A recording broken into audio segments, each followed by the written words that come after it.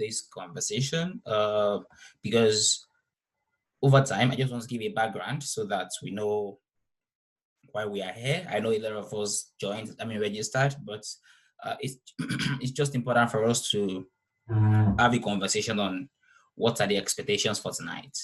So people apply for scholarships, people apply for international opportunities without understanding the hacks, what it takes to win scholarship, what it takes to win an international opportunity and all.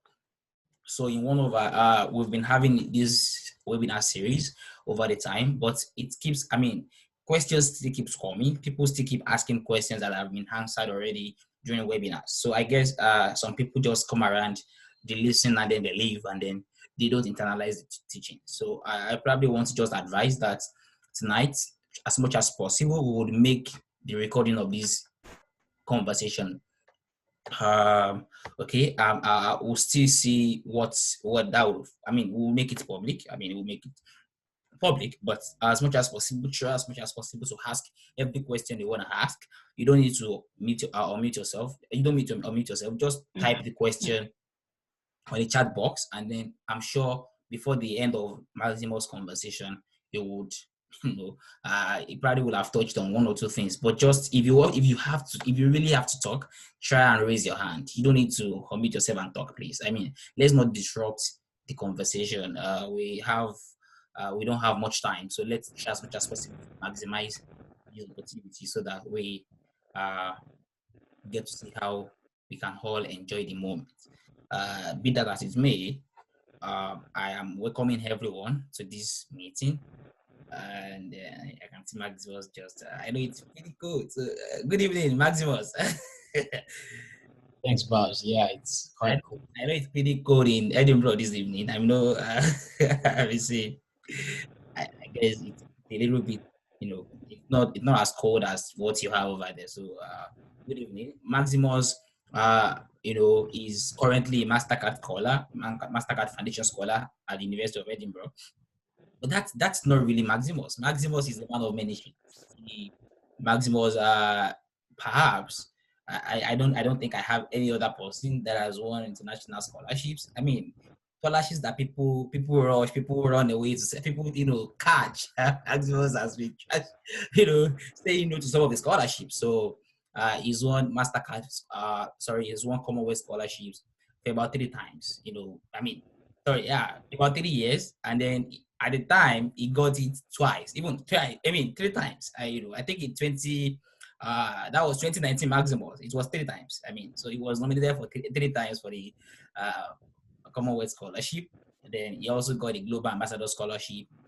So Maximus is all over the space, apart from international opportunities that he's won. So he's really someone that has got, he's been there, done that. He's not, this night will not be about speaking off the radar. He will be speaking from experience. What has worked for him, what he has done, what he's done well, and so that we can all, of course, we all have unique realities, we have unique stories. But the thing is that there are general hacks that if you apply them, you may be lucky to get on. This is a disclaimer. Nobody is an expert in scholarship applications. I know Maximus would. Nobody is an expert in. If you coach people, if you guide people to apply for scholarships, it's more about them and the quality of their application. It's less of you. And you can only guide, but if they've got nothing to offer, there is nothing you can review, there is nothing you can get on. So that's just a bit of it. And then it would be, it will be a form of conversation between myself and Maximus to ask him questions. And then if you have questions, please drop your question in the chat box so that we get to attend to them. So, ladies and gentlemen, I'm not sure we are not in the room, so I would have said, jam your hands together as we welcome Alayande. Ayontola Alayande, I call him Maximus. Everybody call him Maximus. So Maximus. It's so good to be here. I must confess, Babs dresses me quite well, quite elegantly than I am, which he really understands that I'm not traditionally disposed to that. Anyway, so welcome everyone. Good evening from here. I believe it's evening also in your end. Most people are from Nigeria. It's good to be here. It's actually a very cold evening here. So as you can see, I'm quite relaxed. I'm quite, maybe relaxed is not the right word. I'm quite too calm for this kind of conversation, right? And I'm packed up and all those kind of things. But anyway, so it's a cold evening here in Edinburgh. Good to have you all. First of all, I must say I really appreciate the turnout. Despite, I know what's going on currently in Nigeria and all over the globe, which myself I pretty much identify with, and it's not easy, especially because this is almost 7:30. Yeah, most people are just returning from work, or you know just engaging in several other activities or taking a rest from a very strenuous day. So it's not easy joining these kind of conversations. But also I believe that you're joining because you think it's valuable. You're joining because you perhaps take it a little more serious than other people do, your scholarship application, writing your essay, and those kind of things. So it's good to have you here. And like Tunde said, I don't intend to make this a very formal kind of conversation, which is why I'm not doing any PowerPoints or those kind of things, as it is my usual style, because I always want to be as theoretical and structural as possible. Because I mean, based on experience equally, I understand that many of these scholarships are assessed in a way that is very structural. So there are frameworks to, marking your essays. There are frameworks to looking at your application documents. There are frameworks to, conducting your interview. But be that as it may, I want it to be as relaxed as possible so I can take people's questions and also kind of understand what people's feedbacks are. Usually because you get to read people's essays a lot, because you get to advise people on how to apply for scholarships, because you get to, review or offer some sort of advice, people usually tend to think that there's no need for feedback.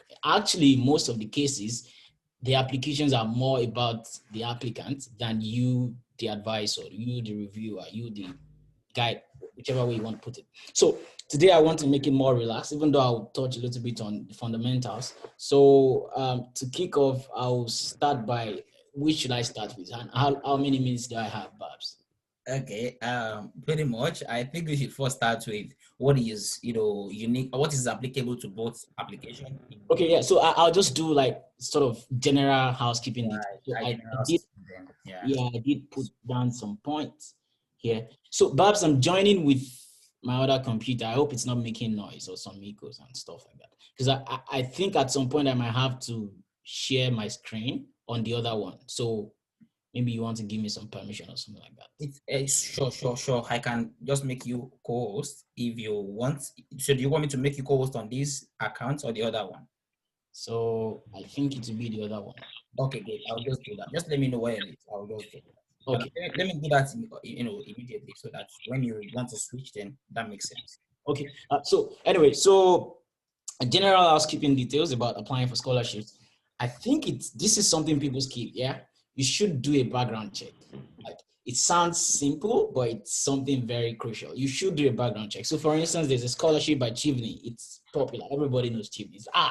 Chivney. Sorry, I'm speaking in Yoruba now. Chivney ni Mulishe, like those kind of things. I know what Chivney is about, and then you just dabble into it. But I think it's very important to take some steps back, and it's kind of an introspective exercise. Look at, what does Chivney really want to achieve? I'm not so familiar with Chivney, even though I've reviewed a couple of essays. But in terms of the organizational backing to it, I think Chivney is supported by DFID. Is it DFID, or I'm not sure? It's now matched with the DFID and DFID and the Commonwealth Office, yeah. So I mean, FCDO. yeah. So you want to find out what is the philosophy behind sponsoring and coming up with these kind of scholarships. Definitely, it means that there's an idea behind DFID. Now, Commonwealth Scholarship, which I did win a couple of times, is also sponsored by DFID. But you need to understand, so for instance, bringing side by side Commonwealth and Chivney, these are two different scholarships, even though they are sponsored by the same body, so to say. This is why usually you would find a lot more publicity, a lot more elegance around Chivney than you would find Commonwealth, because they are two scholarships designed fundamentally in different ways. So Commonwealth, for instance, prioritizes your academic excellence, even though if you have some pointers of professional achievement, especially if you're in the social sciences, you have some advantage to your side. Simply because, chiefly because the social sciences is a blend of research and practice, right? So even though you are excellent academically, you also have some backings of industry experience, right? Like working in development, um, this is sort of some distraction to me. So the Zoom thing keeps notifying me here. I don't know how that works. Notifying you?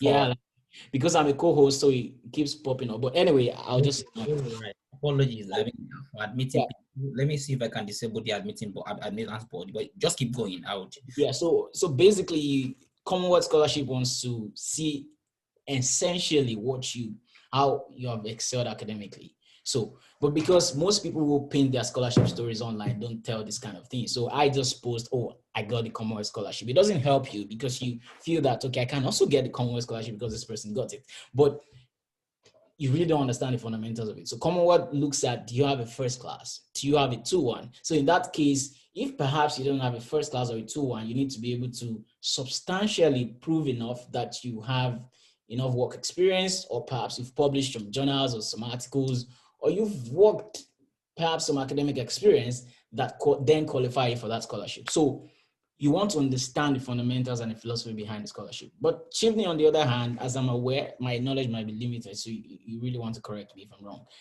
is that chiefly looks at your work experience, your commitment to change, your drive for community service, and those kind of things. So these are different things. Now, come to Mastercard, which I also want, which I am on currently. Mastercard looks at definitely academic excellence, but that's not the priority. Of course, it wants you to excel academically, and it also wants to look at, okay, is this person a good fit for the program we're bringing him or her into? But primarily, Mastercard wants to offer a scholarship because it believes you are young, you are youth, and then you wouldn't have had access to education if not for Mastercard. Phrased differently, you wouldn't have had the opportunity to world-class education if not for the Mastercard Foundation Scholarship. So essentially, it's focused on Africa, and that's why it doesn't sponsor any other country. So it looks at Africa, it looks at in the balance of creating economic opportunities for young people. So Mastercard wants to give you that. If you are able to align your narrative to that, you have a high chance of winning the scholarship. So these fundamentals are simple. People really want to prioritize writing their essays, excellent essays, good academic credentials. But really, if you look at it, frankly, those things are not all there is to winning the scholarship. Because if I, as a reviewer, or I, as an official of the Mastercard Foundation in Edinburgh, I'm reading your essay, I understand our philosophy. I understand why we set up the scholarship. And it does resonate with those philosophies. I would likely be more, I would likely be more drawn to your application. I'm like, oh, who's this guy? Interesting person. Then I dig deeper a little bit, because frankly, imagine 5,000 people applying. My best knowledge is that in Edinburgh, for instance, maybe a maximum of 10 or 15 people will have to read those essays. That's a lot of work, combined with other things they have to do. So trust me, if you're not making sense in your introduction, you're probably not making sense throughout the entire essay. Your essay is probably thrown away. So you want to have that perspective before you start writing, okay? So I don't know if it helps or it's too much story, but I think it does to a good extent. Now, secondly, you want to browse the details of the program you're applying to. You want to do some research, okay? So for instance, I know currently the Mastercard program, there are a few programs on, frankly, I really don't know all of them, but I know my program is usually repeated year in, year out. So you have the MSc Africa and International Development Program, you have the Global Health Policy, I think, you have the Design for Change, you have Design Informatics and those kind of programs. You want to also delve into the input of the program, because even if you're giving the scholarship, if the program doesn't admit you, it's as good as void. And usually you wouldn't be given the scholarship if you don't stand a chance of admission. So actually, in order of priority, understand the philosophy of the program you have, of the scholarship, then understand the context of the program. So for instance, international development is taught in the UK differently from how it's taught perhaps in other parts of Europe, in Germany, in the US. So you want to come with that from that perspective, okay? I'm using international development because that's like my space. Even same as global health policy, design, informatics, engineering, you want to understand how each program is framed in the context of the university. That said, Mastercard scholarship is not only in the University of Edinburgh. I'm saying this so you don't miss out on other opportunities just because you are fixated onto Edinburgh. So you have the program also in, I think in McGill University. I'm not sure if it's out right now or it's passed. I think it's ongoing. You might want to check Mastercard Foundation Scholarship, McGill. You also have Mastercard Foundation Scholarship at AUB, American University of Beirut in Lebanon. Okay. These are, I mean, information is really powerful. People don't know things. I mean, people lose things because, okay, yeah, UBC is out, McGill is out. I think AUB is ongoing. I'm not sure. You also have it in Arizona State. What you just want to do after this program is you want to search like partner universities of the Mastercard Foundation. So they are scattered everywhere. But in the UK, it's just the University of Edinburgh. In the US, I'm sure of Arizona State and one more university. Frankly, I can't remember. But yeah, so the courses vary, the university vary. Yeah, people are helping me out. So you have them in UCT, you have, I think in South Africa, you have 2 schools. I think you have in Makerere University in Uganda. I'm not sure if there's a postgraduate program for that, but you definitely will find a list of schools and you want to take a look at the courses, but each school has its own courses. Yeah, you have UC Berkeley in the US. So good stuff. I mean, I assume you guys are armed with too much information than myself even have. So well, that's it. The Mastercard scholarship application in Edinburgh is currently open. I think it closes on 30th of October, if I'm not wrong. And but the Commonwealth Share Scholarship isn't open yet. But I am very optimistic it will open soon. Perhaps some, back and forth, especially due to the COVID, the DFID office and this kind of stuff. But it will open definitely because Chile is also out. End of October. Yeah, so likely to open by, okay, yeah, Mastercard is closing by end of October, yeah. So perhaps around that time, Commonwealth will call it open. I know it usually follows each other. That said, so a couple of hunches around my experience writing scholarship essays and also reading other people's essays is that, first of all, ensure you are answering the question you are asked. Like, this is a simple point, but this is where people miss it. I did this. I just finished a scholarship, maybe an application. Well, I'm not sure I would call it a scholarship application, but I just finished an application recently, and this application required me to write extensive essays, very extensive ones. And in fact, having to submit six references, I had to reach out to academic and professional references. And so you should understand the intensity and the extensiveness of these kind of programs. But I took a month or almost 2 months to write that personal statement. Why? I could have written it in one night. Trust me, it's 1,000 words. I could write that in one night. But I knew if I did that, I would likely be going off the prompts. I'll be totally going tangential. So you want to understand, what is this question asking? Let me give you an instance. So the Commonwealth Scholarship, for instance, starts with last year. Just a sec. So last year, the first question is, how does your proposed study relate to, number one, development issues at the global, national, and local level? When I calculated it, I'm sure a few people who applied for Commonwealth Share last year here. The essays were about 11 in total. But the first one says that, how does your proposed study relate to development issues at the global, national, and local level? That's A. And B, or relates to development issues connected to your chosen CSE theme and the wider sector. So this is one question. It's called Development Impact 1. This is where I usually like to, share my screen and this kind of stuff. But let me see, because I'm reading from someone's essay. So let me see if I can just share this. Okay. So I guess I can share now. I'm just gonna, can you all see this? Okay. Can you all see this? Yeah, sure. Okay, so this question says that, how does your proposed study relate to development issues at the global, national, and local level? And B, how does it connect to development issues around your chosen CSE theme and the wider sector? Now, somebody would just see development and start writing anything development. But don't forget, the prompts are there. Prompt A, development issues at the global or national or local level. So you could titrate it any way you want, right? And B, you want to also mention the specific Commonwealth Scholarship theme. Why? Because Commonwealth Scholarship has themes. It's divided into 6 themes, if I'm not wrong.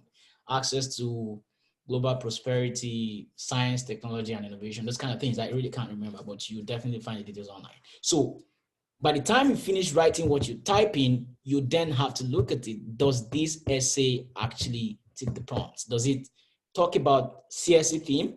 Does it talk about a global issue, a national issue, or a local issue? And then does it address the sector-wide perspective to it? For instance, your course is around health, but you just write in and you don't even mention thematic issues around health. Apologies, please. Okay. Anyway, so you don't even get to mention what are the topical issues around health in your program. So ensure you answer the question, not what you think the question is supposed to be. So usually people just go off tangent and start writing. Look at what are the questions, then you create your key prompts, your key ideas under that question. Okay. And I'm saying this because I remember the last session I showed people how there is a marking scheme for many of these essays. There is a marking scheme. And trust me, before I ventured into the social sciences, I used to think like, oh, humanities and social sciences, once you start writing and you're good, and your writing seems fantastic and looks, admirable, then you get a good mark. Like, oh, this guy strings his words together. This is a nice. Yeah, that's a good one to know how. It's a good skill to know how to wing. But frankly, you're not marked that way. You are marked by the concreteness of your idea.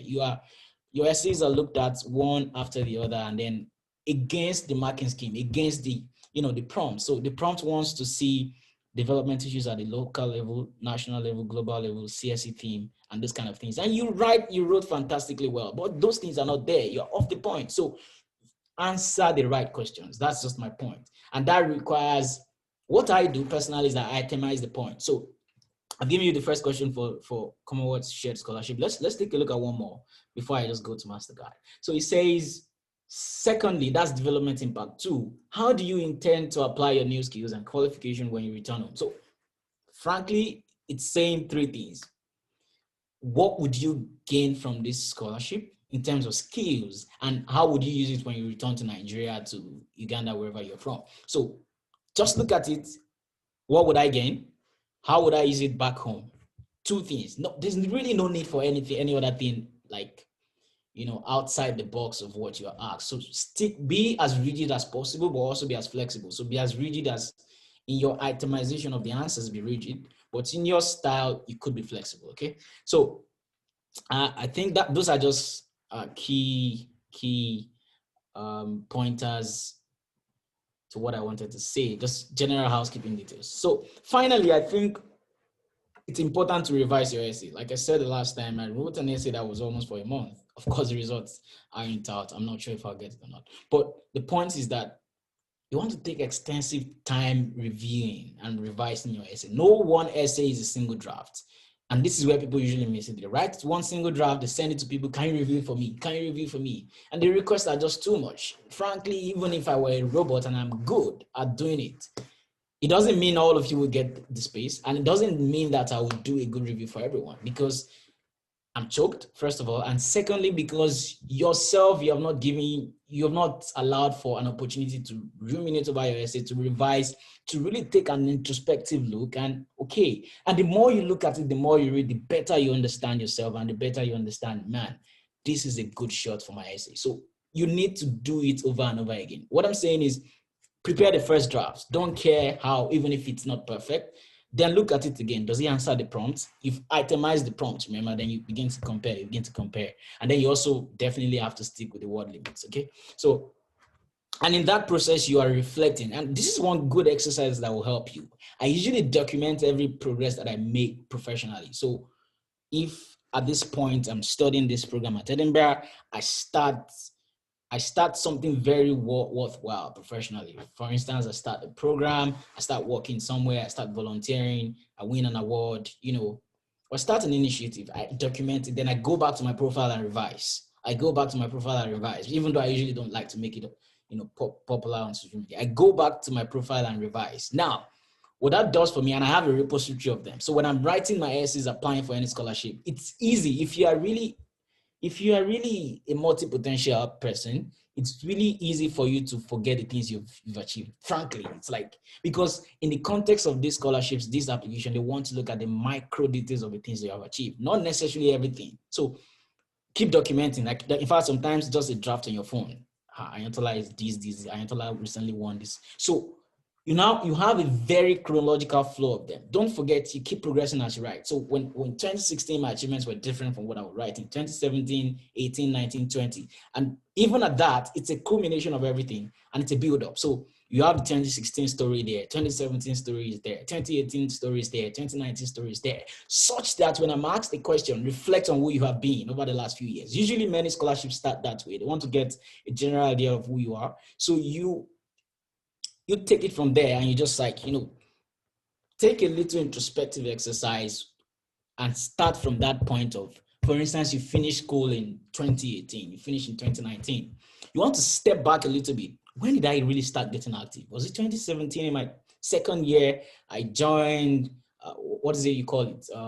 Just give me any name, ISEC, those kind of organizations, enactors. And we did this program, we did this project, we did this intervention or stuff like that. I started this NGO. Those are part of your stories. And you also, JCI, you also want to record, the successes around it. So document, reflect, document. Just in fact, sometimes I don't even have it. I just open a Word document. So I say Harvard. I'm not applying to Harvard, but I just say Harvard. And then I look at the program I'm trying to apply to. I look at the requirements and I just keep reflecting on my story and just writing. I was program director of this program here. I did this, I wrote this paper, I did this kind of stuff. And then at the end of everything, I have something to pick from. I'm not scrambling. I'm not, what's the word now? I'm not trying to do a guess to understand where I am. You understand? So good one.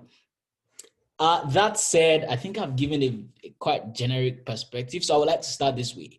People who have seen the Commonwealth, the Mastercard scholarship essays, especially for Edinburgh, could you drop them for me or read them for me so I take them one after the other, because I can't access them. I mean, I don't have access to them since I already once applied. It requires you to use your email to check to create an account, which I can't do. So anyone who has them could probably just post them in the chat for me, would be helpful. Or whilst I wait for that, I just go on with Commonwealth shared. But I would actually like to start with Mastercard because I know it's like, it's the talk of the town now. So does anyone have them, or I just go on? But if you have it, you can just share, but I'm trying to open and then I think it takes a long process of you having to write your email, then register. So someone who has already started. Yeah. Hello, I have the hard copy here. I don't know if I can read it out.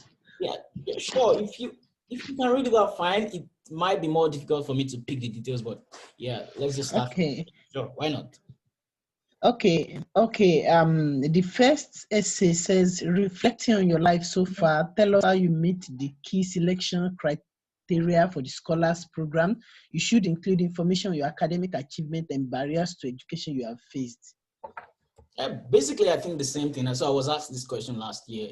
We want to know more about what makes you the person you are.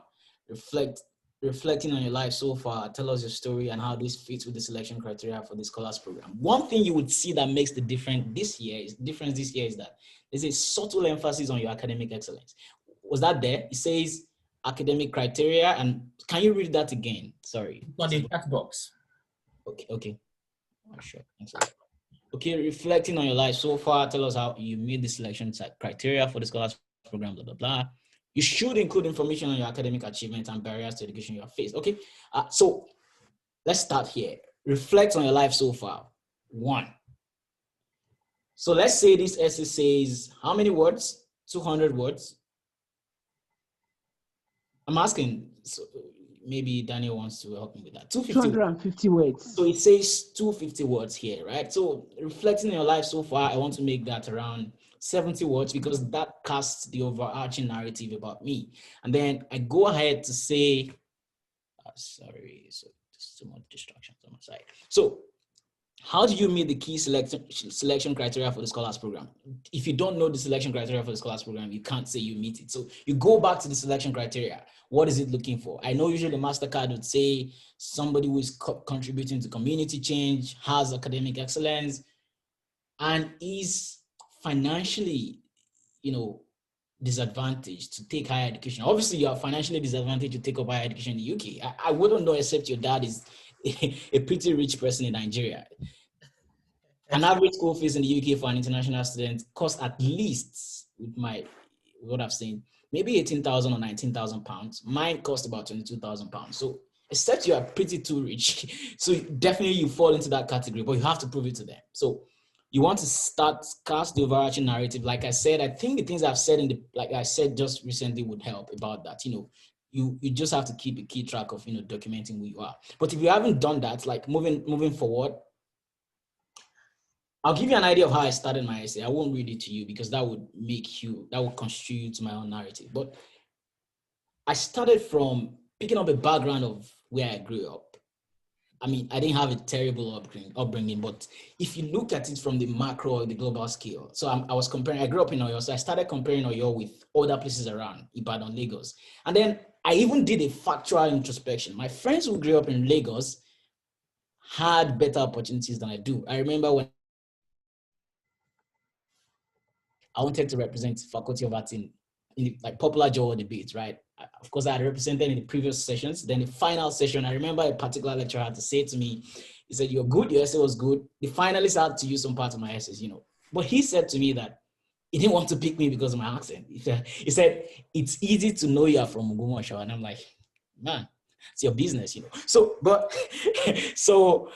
I'm from Oyo, not Ogumosho though, but like these are the kind of things you want to reflect on and actually understand that you're disadvantaged. You probably don't know you're disadvantaged until you are able to see that. So I started with that and how that getting into UI helped me to now see the differences between somebody coming from a rural area and an urban area. You don't have to couch your own narrative that way. So I know a few friends whose narrative are about, growing up in a slum. Some people, in fact, I know a few people on the Mastercard scholarship who grew up in IDP. So your stories could be different, IDP camps, right? So your story could actually be different. I know people who are disadvantaged because they perhaps lost their husband and those kind of things. Yours could be around gender marginalization, race. In fact, I have a very close friend on the Mastercard scholarship program whose narrative is really around LGBTQ and this kind of stuff. So it's up to you.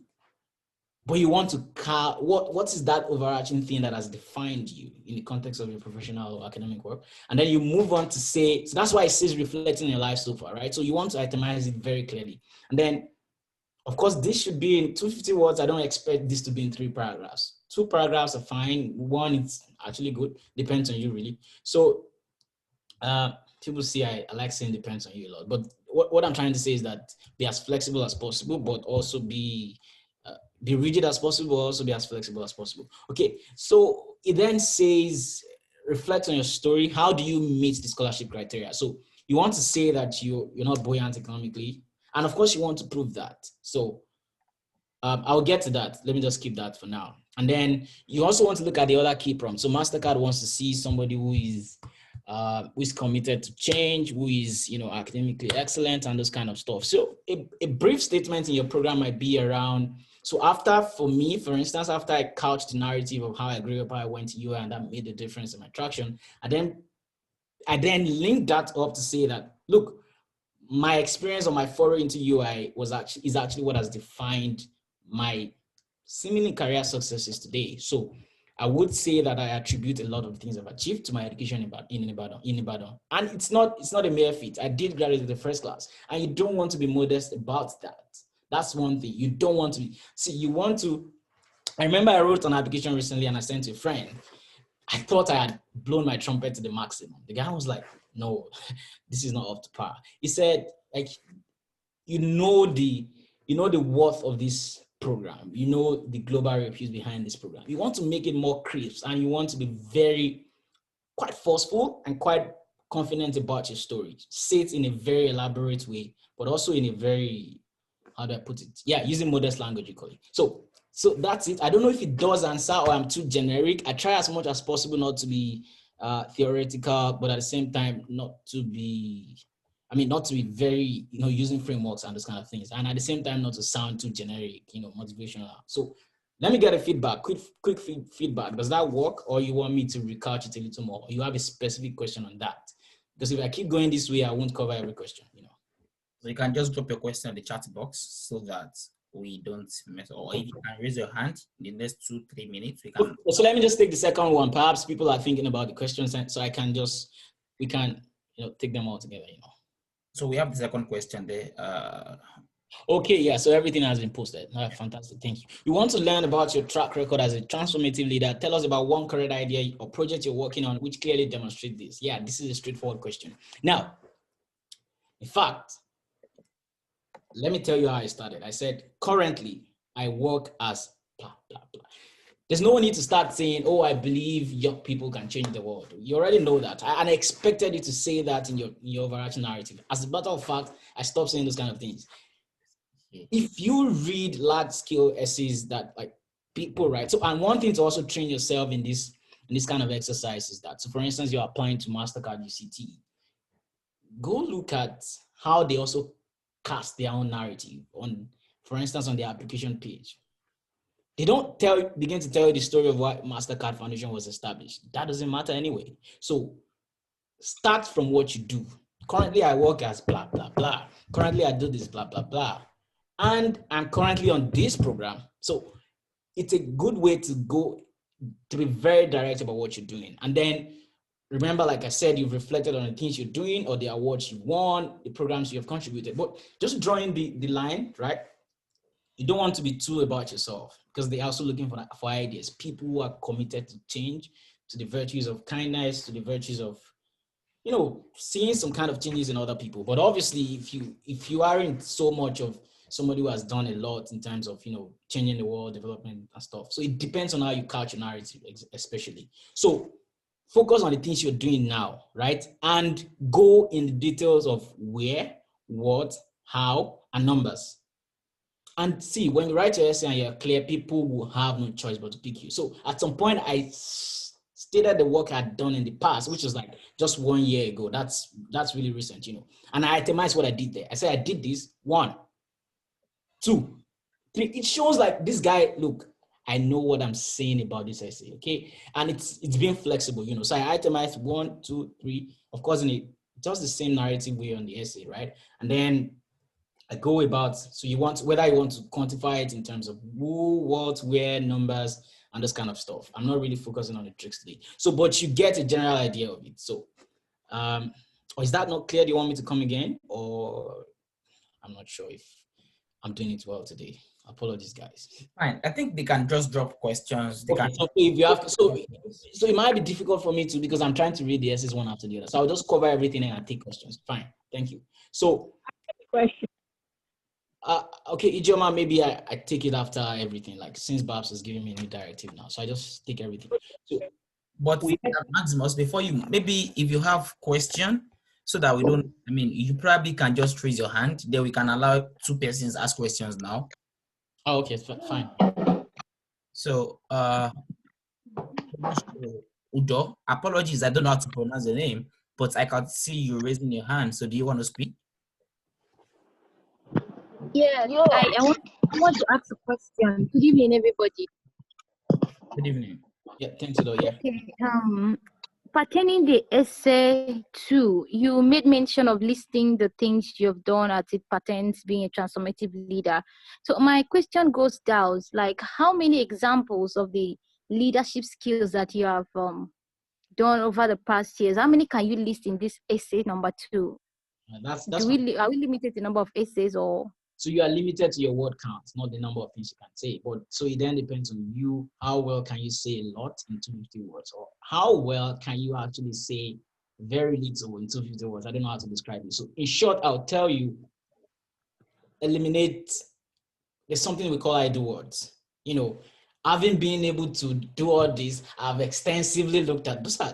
They're not, for me, they're irrelevant. Go eliminate those kind of idle words. I call them idle words. And then let your essay be crisp and short. So you want to be concise.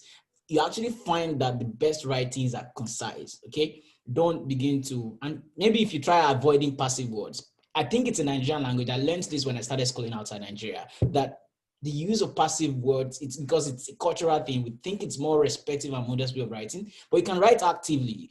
I did this, and this is what I achieved. So not when we have done this program, the program had been able to achieve this. So eliminate those kind of things, and you see that you can actually say a lot in 250 words. So let me count for you how many things I actually talked about. 1, 2, 3. I think about 5 things, in 250 words. Yeah, and I put the numbers. So try to that's why I say you have to revise over and over again. When you look at it again, you see these idle words. I know I still repeated a few of them because I get better myself, but if I try to look for it, so for instance, I wrote, I'm involved in every stage of it's bullshit. So you want to say something like, I curate, I design. So try to look for these kind of words that make your writing concise. Okay. To be at an advantage. That's like 4 words to say something where you could have said it in just 1 word. Okay. So when you take a closer look, you could do this yourself, Does that answer your question? Yeah, it does. Thank you very much. Yeah, sure. Any other person? Someone is asking that how do one answer selection criteria? I think that's pretty much. That's pretty much. How do you have? Someone read? Do you want to read the selection criteria to me, because it looks like I've been answering it in an abstract way? What does Mastercard list as the selection criteria? Because a friend did tell me that this year they're saying you need to have graduated. So they change it every year. So I think there is a quiz at the beginning of the application. So I think that usually shows pretty much allows when people that are not even eligible. So what you do is that you look at those things and then try to weave it into your essay. Of course, following the same advice of being concise. Okay. So maybe I can move to question 3 now, right? Yeah, but 2 persons are raising their hand, but we call them later. Let's go to question 3. So we aim to award Mastercard Foundation scholarships to individuals who will benefit the most from the opportunity. How would being a Mastercard Foundation scholar at Edinburgh support your development? Yeah, so going back to people who will benefit the most from the opportunity, what does it say? My knowledge of MCF, there are 3 philosophies behind this. You will benefit most from the opportunity, especially when you join the Edinburgh community. They are looking for people who have capacity. And when they join the Edinburgh community, they can make a difference. See, Mastercard at Edinburgh usually wants to show to the world that their scholars are the best.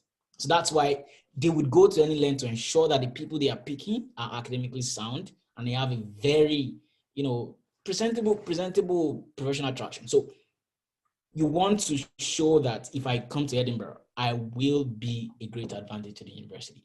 And benefiting the most then means that this thing will give me an opportunity to hone my skills. It will give me an opportunity to expand my network. You definitely want to talk about that. Forget that it's a cliche. Just like, why would I give you the scholarship if it won't add to you? So to expand your skills, widen your network, and also very subtle, right? You will benefit the most means that if you didn't have this scholarship, right, you wouldn't be able to school in the UK. In fact, you probably wouldn't be able to take a master's. That may not be true for many of you, that you probably wouldn't be able to take a master's. It means that you'll be able to take a master's, but obviously in your country, Nigeria or somewhere else. But also depends on your narrative. I was able to say that, look, yeah, I could take a master's in Nigeria, I could take a master's elsewhere, but I need this master's in the UK and I need this master's in Edinburgh in this program. So this is why I talk about essays. You have to bring out your intuition, right? So for instance, you're applying for a program. Give me a program, food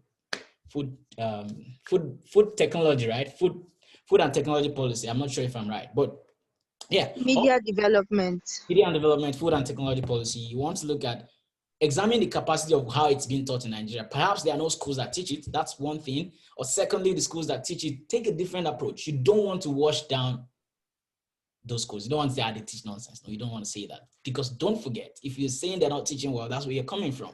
And here in Edinburgh, let me tell you a frank truth, this is a very global university. They don't care whether you come from any school here. Obviously, it must be quality school, but that delineation is not there. Everybody is seen as reputable and respectable. So forget about. But you want to be able to say, perhaps the approach is different, how it's been taught there, or you might not even be able to afford it in Nigeria and both abroad. But I think the best thing you want to talk about is how that the UK always provides a global scholarship in the context of academics, right?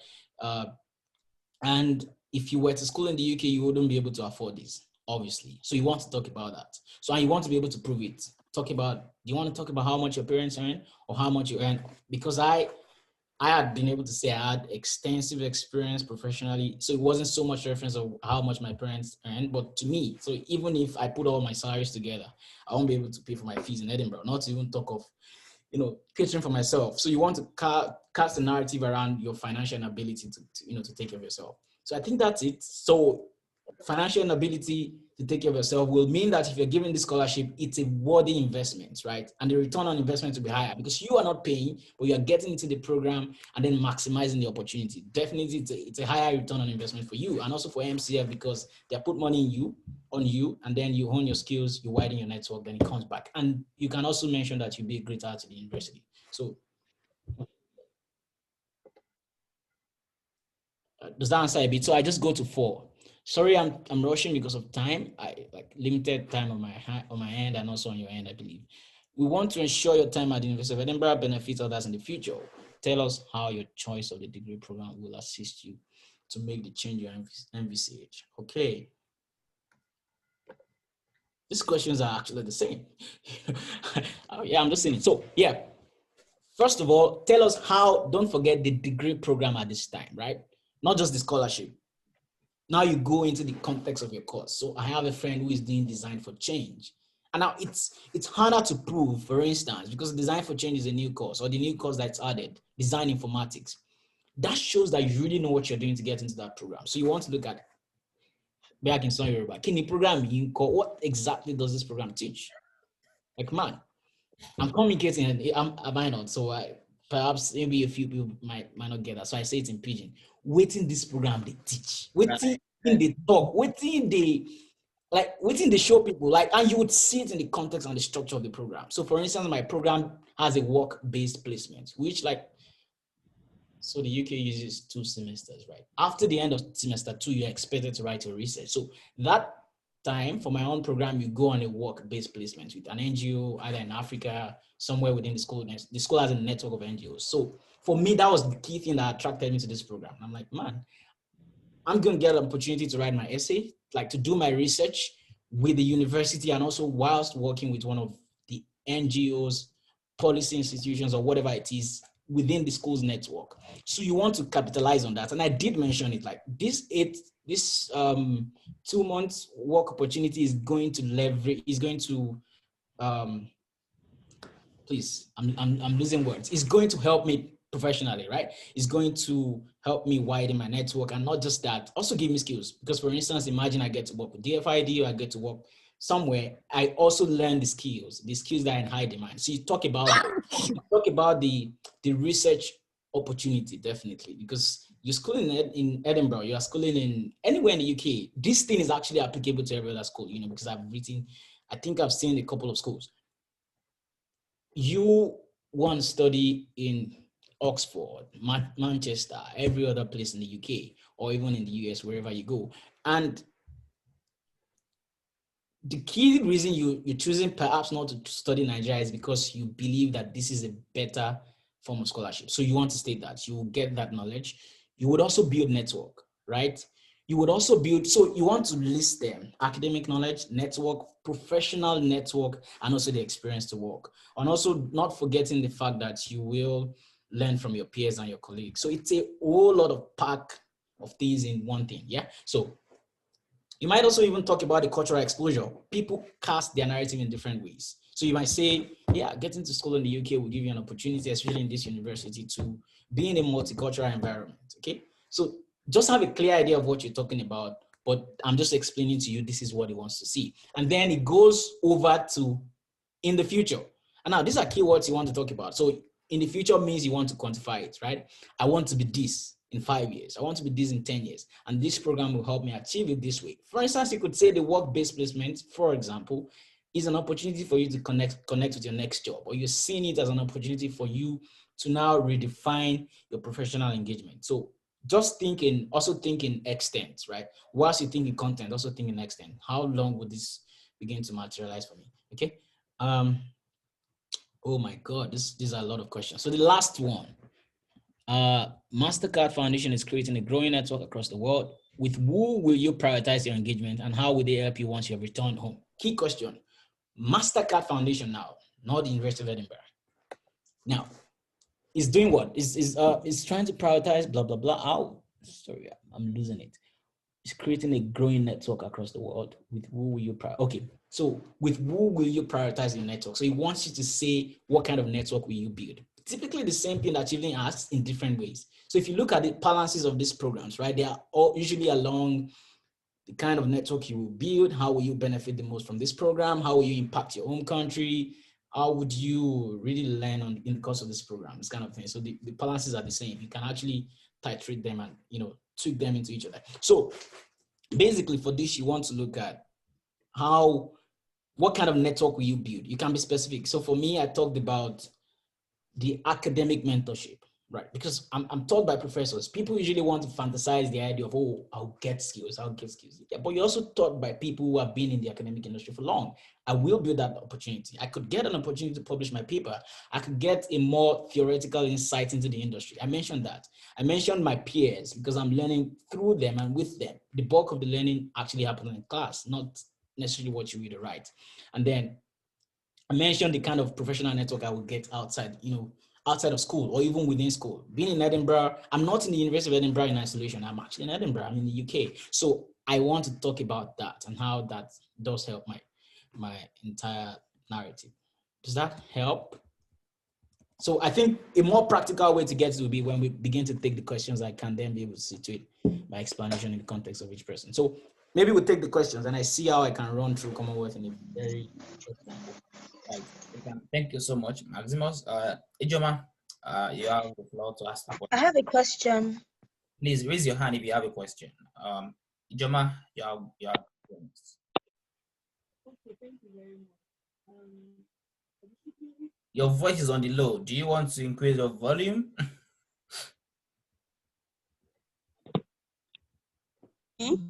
Yeah, Ijoma, we can't hear you. Are you hearing me now? Yes, we can hear you clearly now. Okay. So my question is from the number 2, or maybe generally. The second part essay was requesting that we speak about a current project or an IDM. Right. Is it somebody was saying something about diversifying, but I'm like, it stated a current project or current, or does it give you the room to add 1 or 2 things you are currently doing, or you just focus on one? Working on more than one thing, why not? Okay, maybe does that answer you?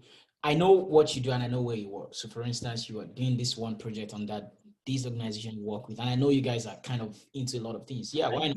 Those are within the same scope, right? sorry, I'm like, you said? it could be more than one. So just to keep it simple, it could be more than one. Okay. Yeah. Thanks. So obviously, in fact, it doesn't have to be within the same organization. I talked about a lot of things I did, some in these organizations, some in other organizations. As a matter of fact, I did talk about what I've done 1 year ago because it's still current. Does that help? Yes, thank you very much. That helps a lot. Yeah, sure. Manuel Valentin.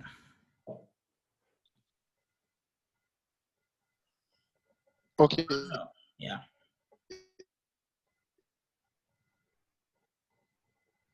I can't. Manuel, your network is terrible. Do you want to type your question? We'll go to hiring. Ubani. Thank you so much, Tola. You shared a lot of very insightful things.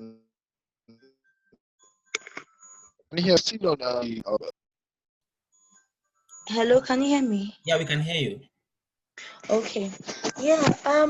With respect to contributions that you've done in your society and all of that, where you have a series of things that you've done in your workplace and then in the society, is it advisable that you probably just stick with what you've done just in your workplace, or you sort of put them together, what you've done in your workplace and your community?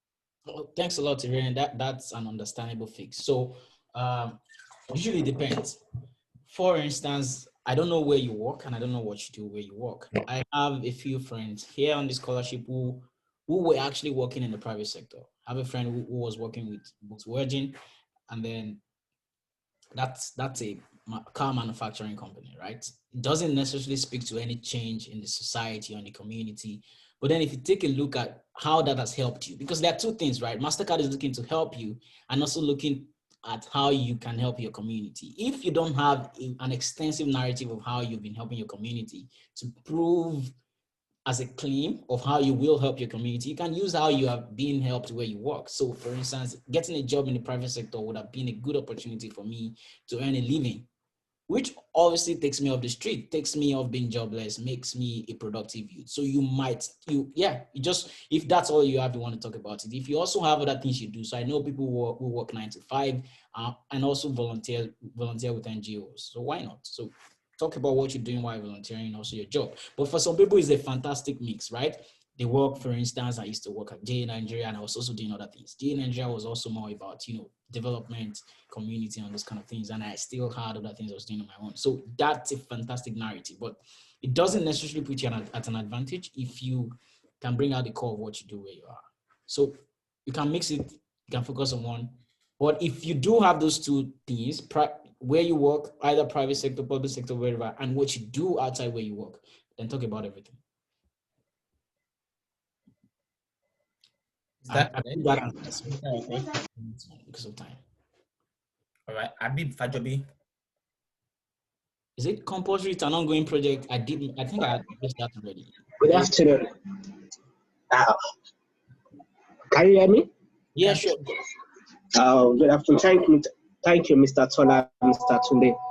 My question is, for those of us with engineering background and we want to transit to something like African international development, so how can we go about the essay? Because it's not really our field of study from the initial, but because of the passion we have for development and the NGOs and the organization we already joined, that's what we want to make us to transit to that aspect. So how can we go with the essays to make it look like we really have genuine interest in this? Yeah, I think that's a very valid question. Thank you, Habib. So I'll pick on one thing you said. How can we draft our essay to make it look like we really have a passion for it? No, not drafting your essay to make it look like you have a passion for it. You're actually telling your story to show that you have a passion for it. So, for instance, the African International Development Program doesn't ask you for academic references. So it presumes that you could come from any background, okay? And I know people who had bachelors in engineering, who had bachelors in biochemistry, who transited into international development policy, African studies, because social sciences now looks at it at a higher level in a broader spectrum. So international development in Africa also includes technology policy, also includes the science, also includes environments, right? So it casts an overarching perspective on the things going on in Africa. So definitely if you're coming from a science background, it's not a problem. I have colleagues, though not on the Mastercard scholarship, who, well, I wouldn't even know, like I just know about myself. I have a friend who his background is around, I think, physical sciences, and he's also in the scholarship, right? I know someone who is from biochemistry, though not on the scholarship. So it depends really, it doesn't matter. With this program, it doesn't ask you what I'm studying. It doesn't actually ask you for academic references. That's a very funny thing, but my program doesn't ask you for academic references. Obviously, it looks at your transcript and other things, but that's why you also write personal statements for that, for the admission, right? So just express what you're doing. Forget about the academic limitations. Great. Maximus, I think we should not answer question, accommodate question now. Let's just get you to speak to Commonwealth, because I know there is a point of intersection, in the lot of intersection. So one thing I would quickly mention about the Mastercard is that, and this is an important caveat.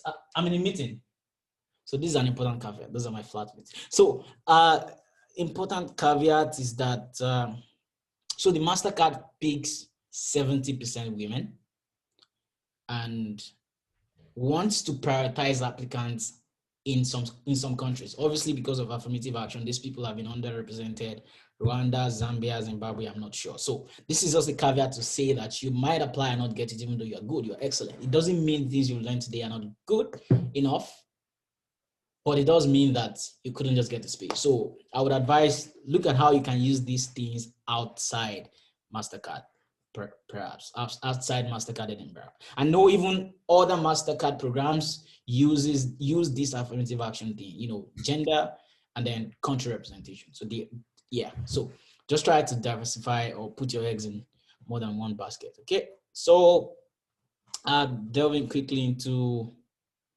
into Commonwealth. I'm trying to see so I don't miss out stuff.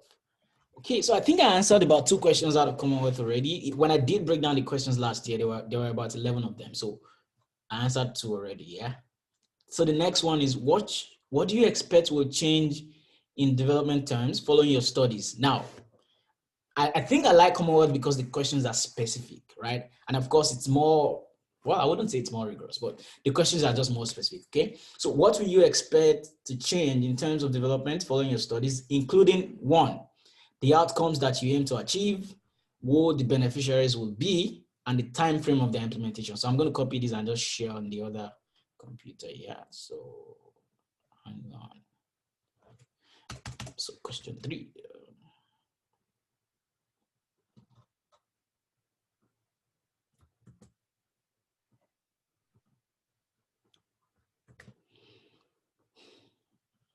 So how can I share my screen again? Okay, I'm just gonna.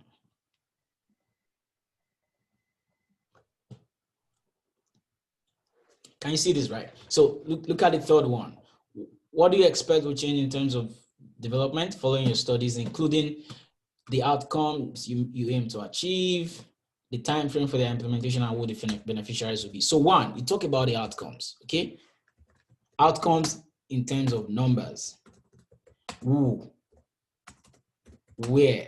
I'll probably read snippets from my essays, and then the time frame. So for instance, I'm going to do this degree from 2020 to 2021. So from 2021, perhaps I want to go back to where I used to work and create and plot new destinations for my organization for the next 2 years, for instance, based on what I've learned. So for instance, when I was in Edinburgh, I learned that I learned a new skill quantitatively. I'm currently taking a quantitative because I like quantitatives a lot. I like quantitative approaches to policy making. So maybe I will now start implementing that in my work. Frankly, we probably weren't having that. So I want to look at how can we measure what we're doing? How can we be more deliberate? How can we create reports? You know, that could be what you want to do. Or I just want to increase the focus of what we're doing. For instance, you were working on education and skills. Now you're looking at, okay, how can I add educational technology to it? Looking at the impact of COVID.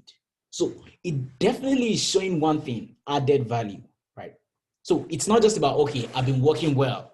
I used to work at the Bill and Melinda Gates Foundation, and then I get back, I just keep working. Yeah, that's good, but what will you do? Added value. So added value could be in terms of stretching your focus. It could be in terms of expanding what you do from, sectoral expansion now. So for instance, education, you might even want to look at other issues that are affecting young people, SARS, police brutality. You want to look at how it's affecting the people you're reaching out to. So those are just ideas, right? Who will the beneficiaries be? So Commonwealth, the reviewer is looking at 3 things, outcomes, time frame, how long, 2 years, 3 years, 2021 to 2022. I'll do this by 2023. I'm looking at, also, you don't want to sound too optimistic in the context of too hopeful. You want to be factual. So you could use words like, I intend to do this. I think it's possible to do this, okay? And then who the beneficiaries will be. So ensure you list them. Actually, how I wrote this, I'm trying to look at it. God.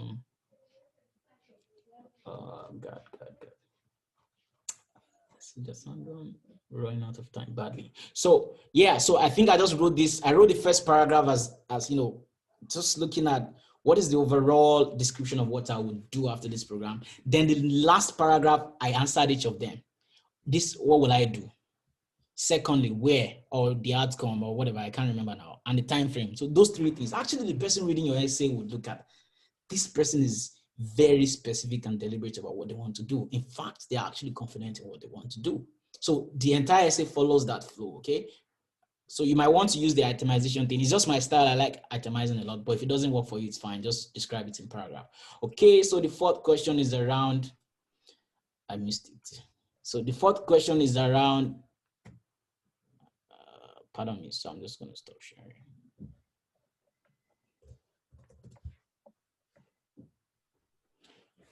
So, but basically, I think it gives an idea. So Commonwealth goes on that way.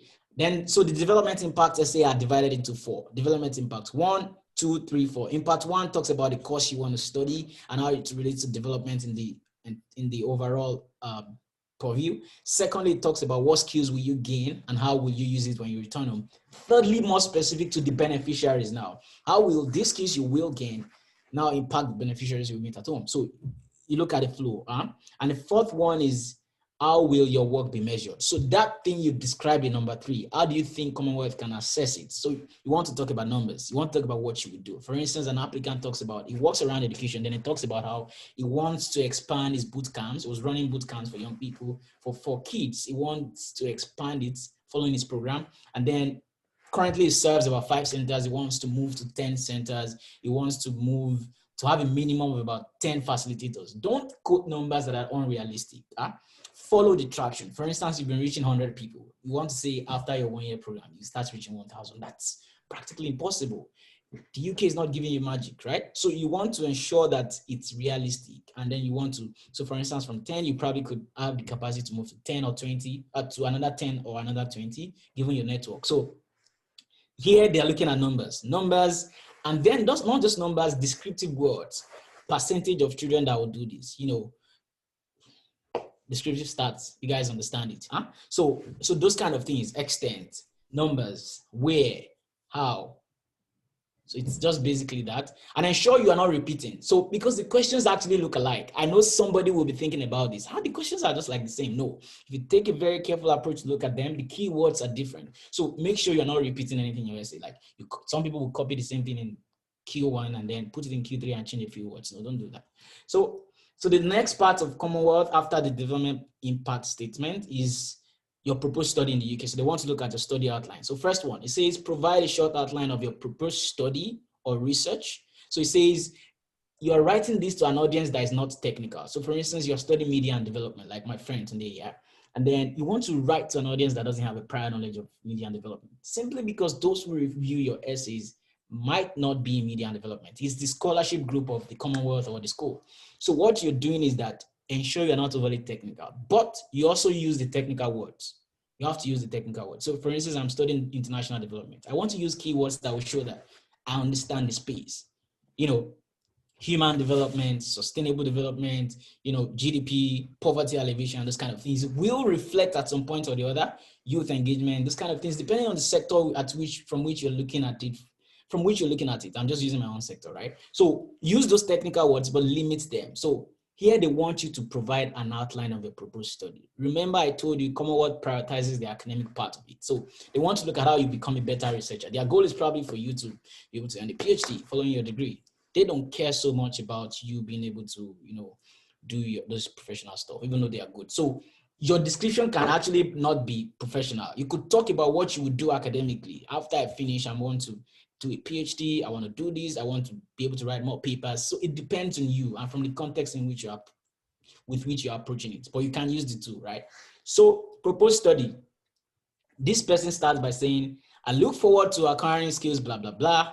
I actually think this is not necessary, okay? So to do this, I will study the UK's biotechnology system to understand the policies employed, in the control of environmental impacts. I'm just using the words that are not there now. So you are actually saying what you want to do per research. It's good because this is a master's, right? You have to do research. So you have a rough idea of what you want to do. For me, I said, I wanted to do this, and this is how I will measure it, right? Perhaps a topic statement might be good. It's actually a good idea. I have a friend who did win the scholarship and I reviewed her essay. So she put that. And then I also looked at how can we How do you want to conduct this research? Methods are also important. For those of you who are already in research, you understand this. Methods it might be good to state the methods. It just shows that you know what you're doing. So the next one now says, provide a detailed plan of your proposed study. This doesn't make sense because the previous part says outline, now detail. So the difference is that one is very enumerative, yeah? Points. Then the next one, more elaborate. So here it says, why do you want to study in the UK? Why do you want to study the course you're studying? What module specifically, interests you? So that's basically what this next part is looking at. So if I were you, I will arrange it as, why do I want to study in the UK? Why do I want to study in that university in the UK? And why that course? Or perhaps, why do I want to study in the UK, then that course, and why that university? Because that's more logical. I want to study environmental technology, and then I want to study it in the UK, okay? And then I want to study in this university because I believe this university, because different universities teach different ways, okay?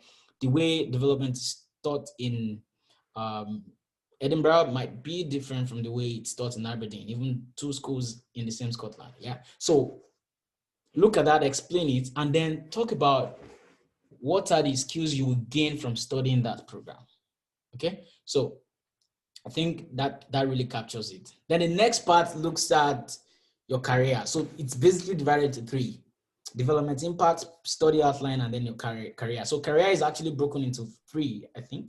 So the first part is, what are your objectives during the award? Maybe I should pause and take a few questions if it looks like it's too long ranged. So long range. So just take one or two questions, then I come back. Okay, so if you have questions, do you want to just raise your hand so we can get on it? Emmanuel, your question is not really clear. I don't know if Maximus can get your question. I want to know if I put up what I have done in the workplace environment. Is it compulsory and ongoing project?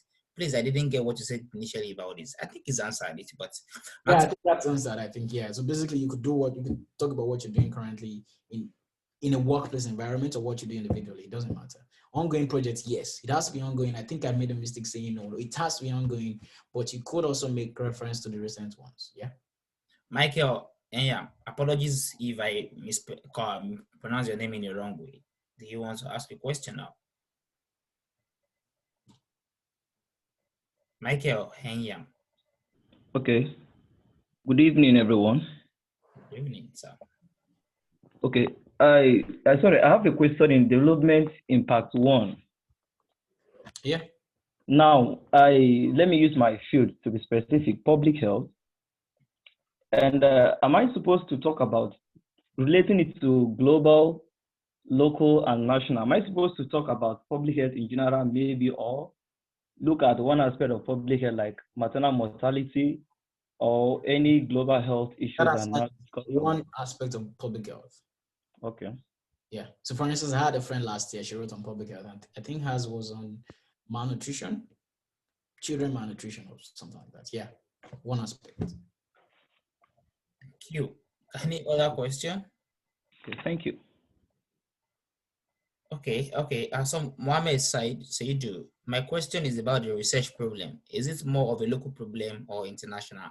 Well, it depends on what really bothers you, So it could be local, it could be international, but it does make sense to think about it in a way that you've been a local actor all the while. So that's not a derogatory word. You've been acting locally all the while. So perhaps it's more logical to say those things will concern you more than the global stuff. But in terms of research, it doesn't matter. I might be from Africa and be interested in Latin America. I want to prove it. So it doesn't matter. Local, international, continental, area-wise, people do research district-wise. Yes, local government. That's where I'm from. So, must your leadership example be related to the course you want to study? Not exactly, but for children, I know that's essential. That we want to substantially show that. But for Commonwealth, maybe not. For Mastercard, yes. I mean, why would you be leading in an area you're not interested in studying? But there are some caveats. So I have a friend who is currently studying the Entrepreneurship and Innovation Program at the Edinburgh Business School, but she's been a teacher.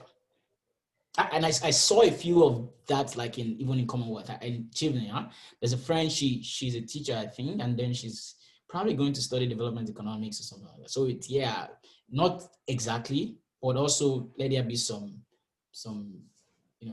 similarities or relevant. There is also a way you can wire that question to what you want to study, even if you don't have previous experience. I mean, there is always a way. Even if you look at the course modules, I mean, the module outline, you would see something that resonates. So you can just pick on that. And most of the lecturers also some don't even have, their research is diverse, so you can look at it. Diverse. So there's a professor here. He has a PhD in African Studies. He's working on COVID-19 and health in Tanzania and those kind of stuff. So yeah. All right, Maximus, let's just get on. Okay, sure. Yeah, any other question, I just go ahead, right? So just go ahead. So the last part is the career plan. So the career plan is divided into 3, I think. So first part is career plans in the, sorry, I'm mixing this. So okay, it's divided into 3, yeah? So the first part is objectives during the award. What do you want to achieve during the award? 250 words. Just basically going back to Mastercard, yeah? What do you want to achieve? You want to build a professional network, you want to attain some academic knowledge, you want to, those kind of things, right? We did talk about that already, so I won't repeat. Career plans in 5 years following the award. Look at the progression. So the first part during the award, that's different from 5 years following the award. So during the award might be improve the theoretical knowledge you really need, to advance your work, or improve your skills, your competence, your network. Whilst in Edinburgh, whilst in Birmingham, whilst in whichever school you are, and then you now progress into 5 years following that program. So 5 years following that program would mean what I learned, for instance, I think at some point I talked about the research I was going to do in that program, which is objectives during the award, and how I intend to use that back in Nigeria. I actually said I intend to work in this particular organization because I know that's what they do, and I'm going to do a research in that area, obviously an extensive research to benefit them. So you could say that. If yours is skills, you could say that. If yours is network, say how it will be helpful in the next 5 years. And you also want to describe them, not just say I will do this in the next 5 years. I'll do this, I'll do that then. Yeah, so thank you, Maximus. I think you pretty much. That's last one. So Commonwealth shared ends with, okay. It says long-term career plan. So because we said during the award, 5 years post the award, and then long-term career plan. Long-term career plan means that what you're doing in 10 years. Because obviously it has said 5 years. So you're looking at it the next 5 to 10 years, or 6 to 10 years, 15 years, 20 years. You might want to extend it to 5 years. So what do you hope to become? That's where your storytelling art now comes to play. Okay, so you end with that. It now says personal statement. So personal statement is write anything in 500 words. Like, we want to know about you. Who are you? What do you do? You know what? That really just wants to check the cohesion and the coherence of what you've been saying. So if I were you, I'll take a look again.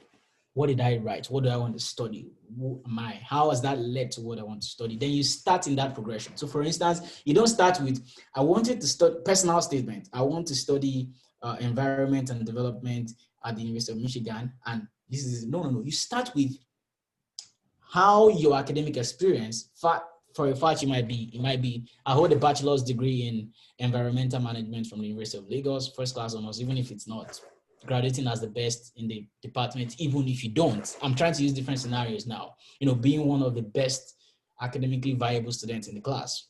Obviously, that will be confirmed using a transcript. So you start with that narrative and then build up to why you want to study at Michigan. So it's not studying at Michigan and then why you. It doesn't make sense. Who you are and why you want to study at Michigan. I remember I once held a session like this and I asked the question, I said, how do you start? Why do you want to go to graduate school? Or, so let me refer to it. This is like,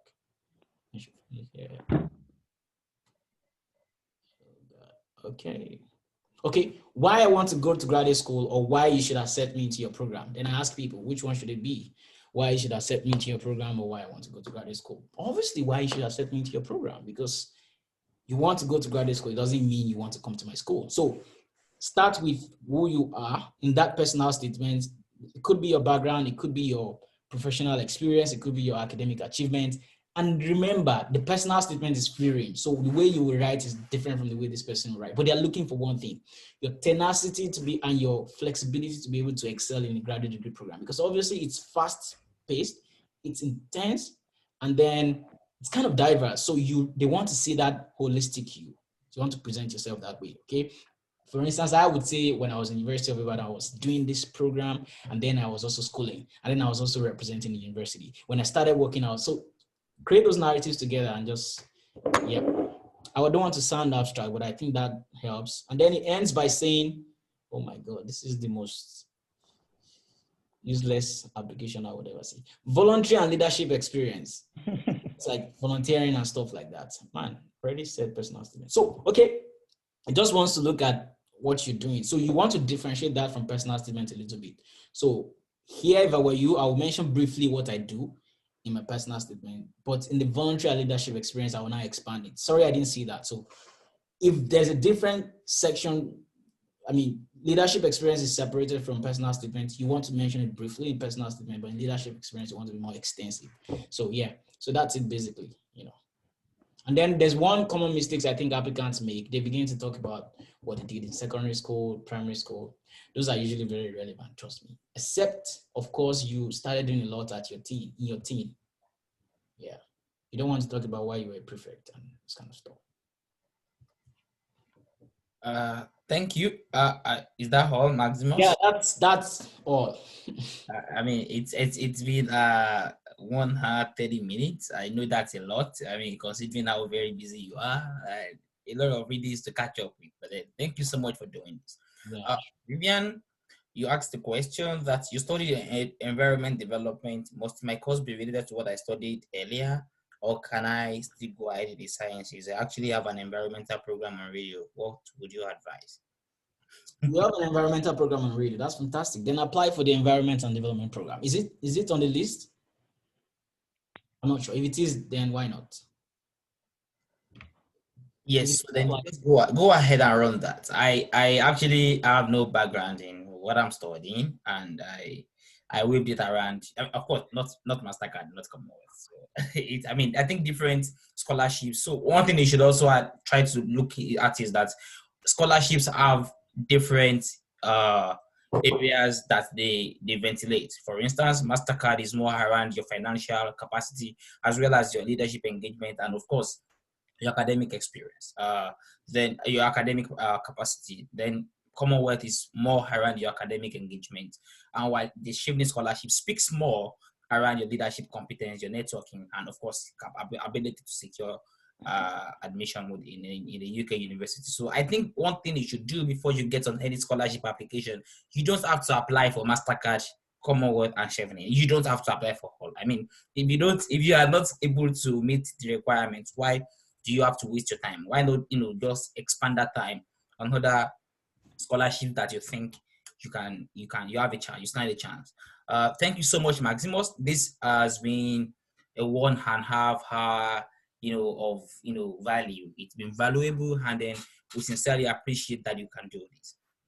Can I apply for 2 Mastercard scholarships at the time? Maximus, can you apply to UCL? UBC. Can you also apply to Edinburgh? Yeah, you can apply to several schools because several schools evaluate independently.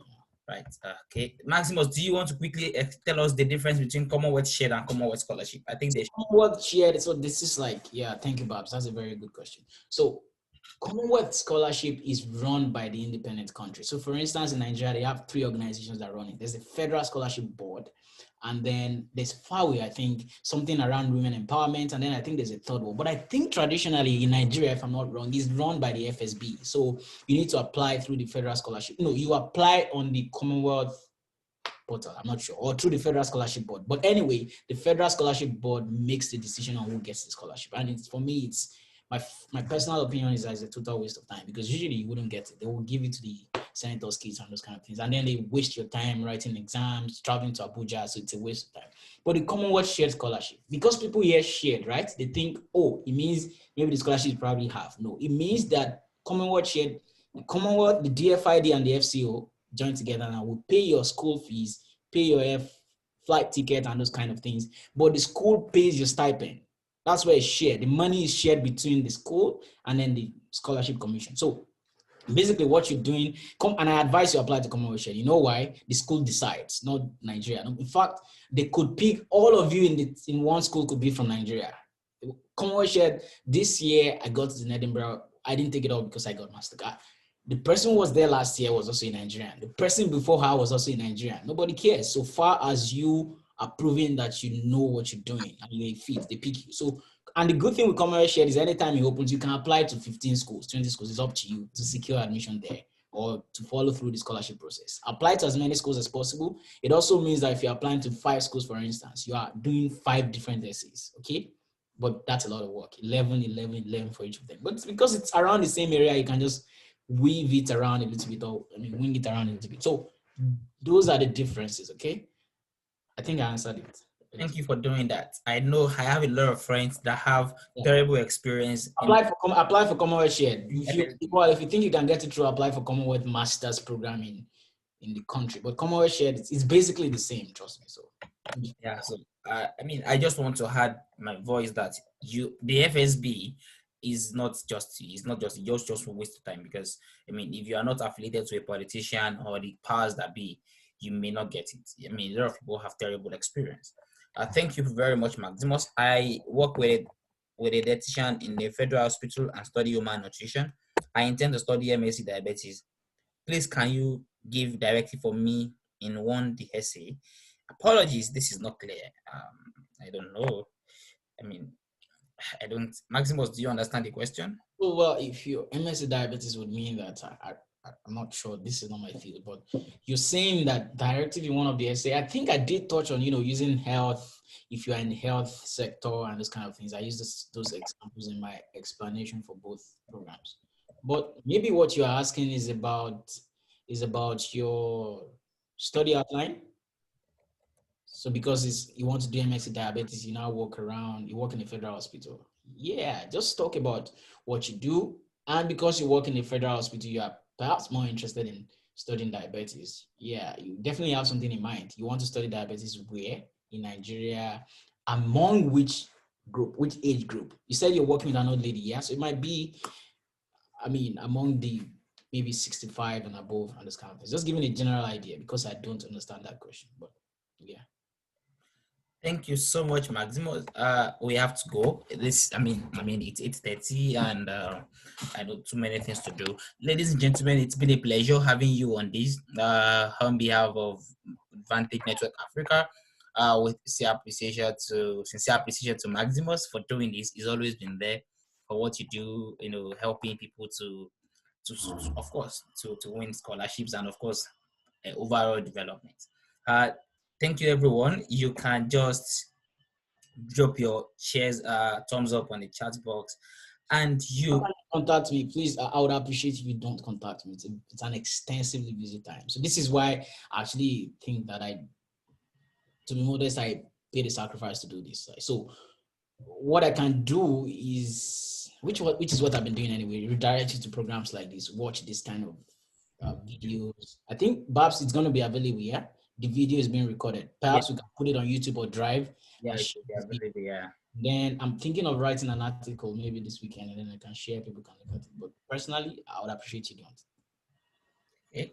So I also want to go in the line of Maximus. You can't. It's an extremely busy time. It's an extremely busy time. But if you are able to, you can get on other scholars to help you.